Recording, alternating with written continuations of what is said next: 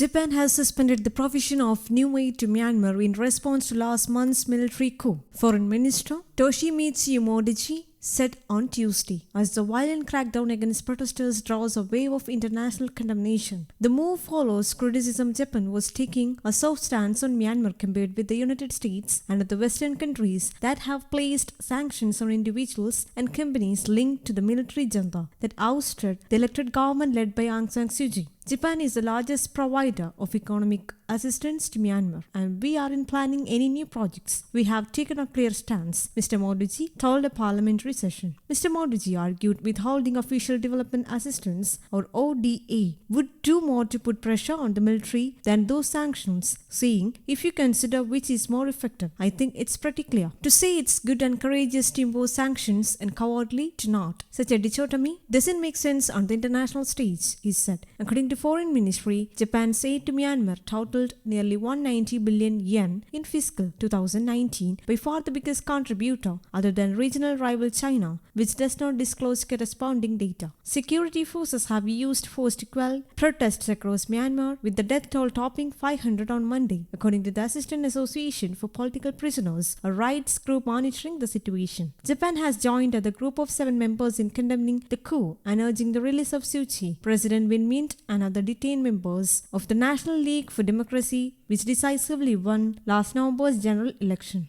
The military seized power on February 1st, claiming the election results were fraudulent and imposing a 1-year state of emergency. But Tokyo has been reluctant to impose sanctions due to its strong economic ties to Myanmar and relations with the military, which directly ruled from 1962 to 2011. It is also worried that Beijing would take advantage of the situation and increase its clout in the country. But 450 Japanese companies, mostly in the manufacturing sector, operate in Myanmar, and Japan is the 5th largest foreign investor there, according to the Myanmar government. News Desk Kaumudi, English.